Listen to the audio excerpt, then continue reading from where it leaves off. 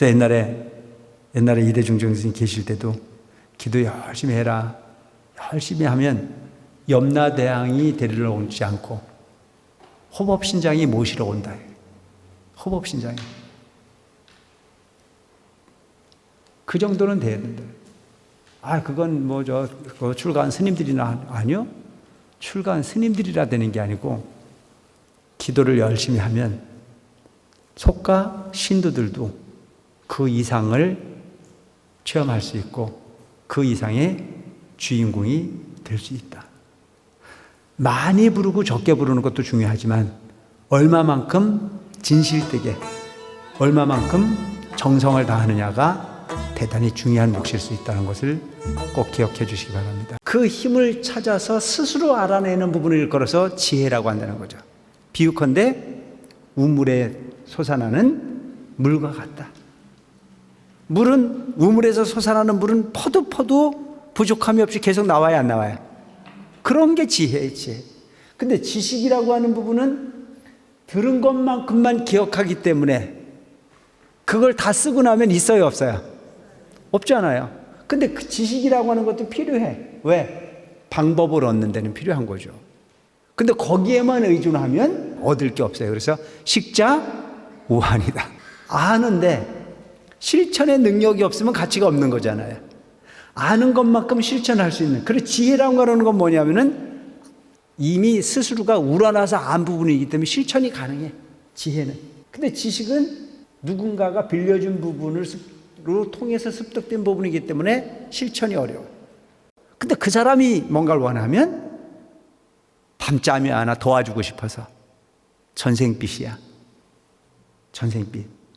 그러니까 여러분, 우리가 이 윤회라고 하는 부분의 개념의 인과를 조금 공부를 하고 나면 숨통이 트여지기 시작해요. 이 부분을 적용시키지 않으면 억울해서 죽을 사람 많아요. 그래서 그 억울해서 이갈다 죽으면 극락 갈까요, 지옥 갈까요? 몰라, 안 가봐서. 억울하게 죽어가지고 득될 일이 없어. 마음을 풀어야 돼. 그래서 불교가 제일 중요하게 여기는 부분은 뭐냐면 상식을 갖다 자꾸 붙이면 괴로워져. 그래서 식자 우한이다. 아는 게 병이야. 그러려니 하고 받아들이면 속이 덜 상해. 너무 똑똑하면 따질 게 많아. 가장 잘 사는 방법은 잘 쏘가주는 거다. 코로나는 다시는 겪지 말아야 될 질병 중의 질병이요, 세계의 모든 사람들을 공포에 몰아넣는 아주 나쁜 소위 병이지만, 전염병이지만, 그 코로나가 우리에게 준 교훈도 분명히 있다.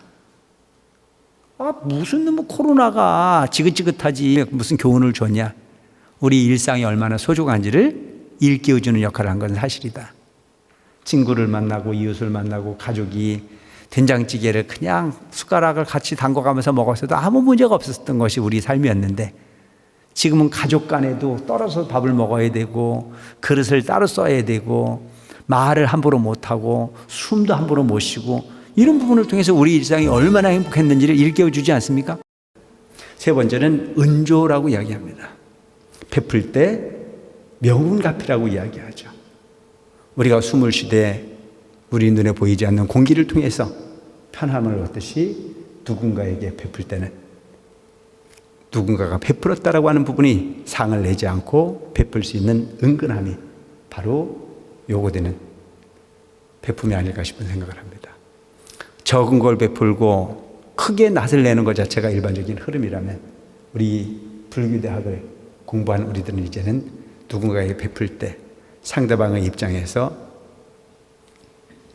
자존심 상하지 않고 베풀 때 나타내고 싶은 마음이 아닌 그야말로 우러나는 그 마음으로 베푸는 것으로 다 할 수 있는, 그래서 우리가 흔히 배웠던 무주상보시행을 실천하는 것 자체가 바로 이 은조에 해당하는 부분이 아닐까 싶은 생각을 합니다.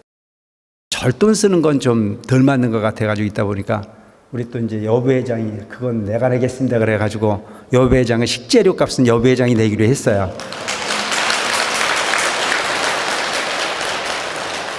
그러니까 이 집이 되는 집이에요, 안 되는 집이에요? 이게 되는 집이라고. 우리가 흔히 생각해 보면 별거 아닌 부분이 아니에요. 마음을 내면 세상은 이렇게 따뜻해질 수 있습니다. 그래서 우리 공양간에서 애쓰고 계시는 우리 보살님들 항상 법회도 제대로 못 보잖아요. 항상 그 겨울에는 겨울대로 추운 물에 손 담가야 되고 여름에는 찜질을 할 정도로 더운 환경 속에서 우리 법회 잘 보라고 뒷바라지 하고 계시는 그분들이 노고, 특히 부처님 오신 날 그 수천 명 신도들에게 그 떡과 음식을 나눠주기 위해서 애쓰신 그런 분들이 노고에도 우리가 좀 감사를 할 필요가 있다는 생각이 들고요. 김선희 보살이라고 하는 그분이 이 김해 지역에서는 꽤 유명하셨던 분으로 저는 알고 있어요. 그분은 원래 이곳이 고향이 아니고 저 이북이 고향이셨더라고요. 이북이. 이쪽에 와서 정착을 하셨는데 그분이 북쪽에 가족이 있었지만 그 가족들을 만날 수 없었고 이곳에서 홀로 사시면서 좋은 일을 많이 하셨대요. 그 좋은 일이 뭐냐면 자식이 없는 사람, 그 부모가 없는 사람들을 데려다가 길러도 주고 고아들을 챙겨서 배려도 하고 그 좋은 일을 많이 해요. 그러면서 누군가가 인생이 궁금한 사람들에게는 인생의 안내자도 됐다 이거예요. 아는 소리도 해서 기도하는 법도 가르쳤고 마음 쓰는 법도 가르쳤고 뭐 이런 부분으로 그래서 주변 사람들에게 명성이 좀 있었다고 그러더라고요. 깃발에 대한 논쟁이 있었어요. 어느 날 그 광효사 법당 마당에 깃발을 걸어놨어요. 깃발이 펄럭거렸어요. 그러니까 그 펄럭거리는 깃발을 가지고 두 스님이 논쟁을 벌여요. 깃발이 펄럭거린다. 바람이 부니까 펄럭거린다. 육조가 나가가지고 한마디 합니다. 바람이 불어서도 아니고 깃발이 있어서도 아니고 너의 마음이 펄럭거린다. 여러분 이런 부분을 보면은 우리가 이 불교가 뭘 말하고자 하는지를 알잖아요. 마음이 동요하지 않으면 세상은 고요해. 그러니까 마음 장난에 놀아나고 있는 우리들이 그 마음의 세계를 우리가 제대로, 그래서 정멸이라고 하는 부분을 우리가 잘 생각하고 갈 필요가 있는 거예요. 정멸. 상자 정멸성이다. 끄들리지 않으면 고요해. 상자 정멸성이다. 끄들리지 않으면 고요해. 옛날에도 보면 낮에 일하고 밤에 기도하는 부분이 우리 종단의 어떤 종지 같은 거였거든요. 옛날 상호론각 대주사님이 제세시에 또 이대중경 스님이 계실 당시만 하더라도 지금부터 한 40년 정도, 한 35, 6년 이 정도만 하더라도 지역의 사찰이 그렇게 많지가 않았어요. 그냥 3, 4, 5 모여가지고 그냥 마을 사랑방 하나 빌려서 거기서 밤새 기도를 하고 이렇게 했어요. 그럼 낮에 열심히 일하신 분들이 밤에 모여서 기도하는 그분들이 얼마나 힘들었겠어요. 근데 그분들이 그렇게 힘든데도 모여서 기도를 한다는 자체는 간절하다는 얘기겠죠. 그죠? 얼마나 간절하면 그렇게 했겠어요.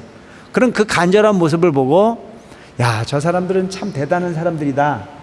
이 세상은 변화하게끔 돼 있는데 나라고 하는 부분도 그 변화의 흐름을 이해하고 그 변화에 편승해 갈 줄 아는 삶이 잘 사는 삶일 거다라고 해도 아마 그 제대로 된 정의가 되지 않겠나 하는 생각을 하거든요.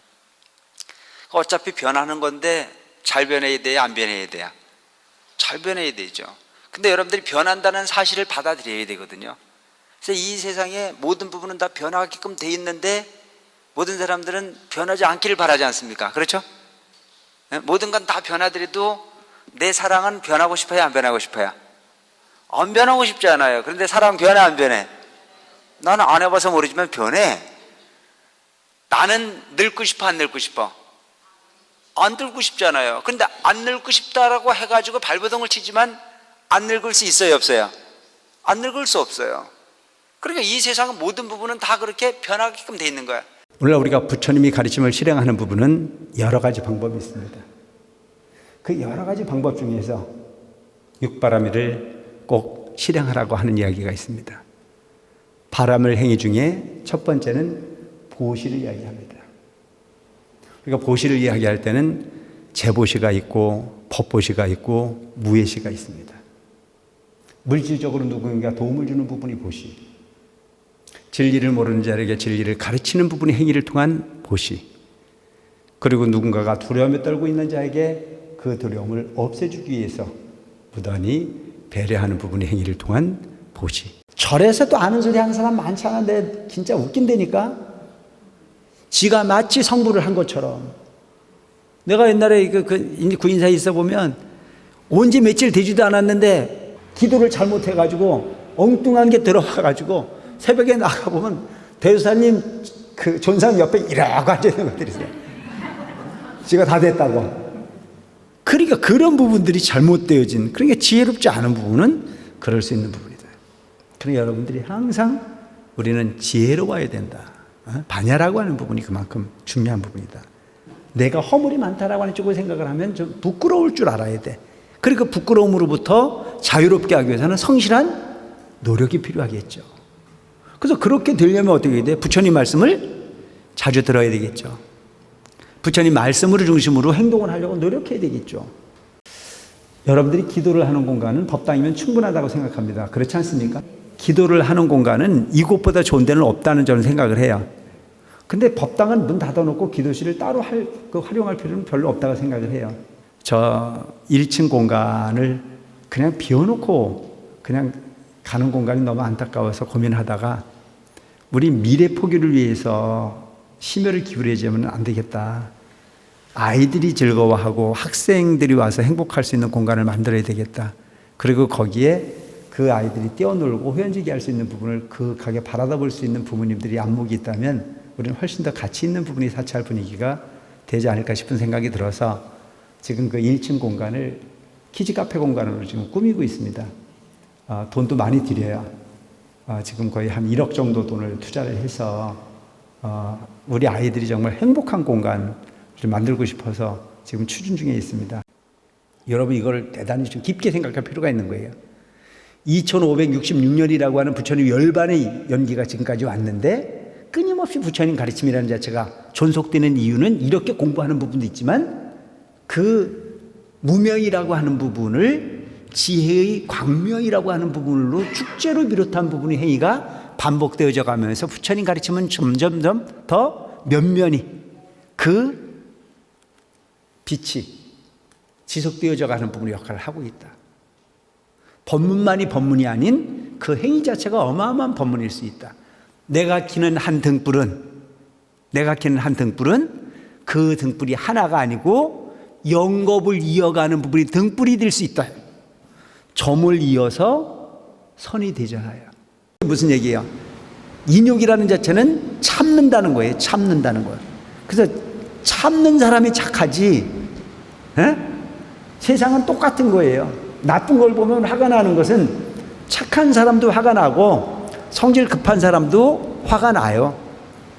그런데 참는 사람은 착하게 보이고 안 참는 사람은 안 착하게 보이는 거예요. 이 인욕을 하면 인욕이 즉 착함을 말하는 부분이다.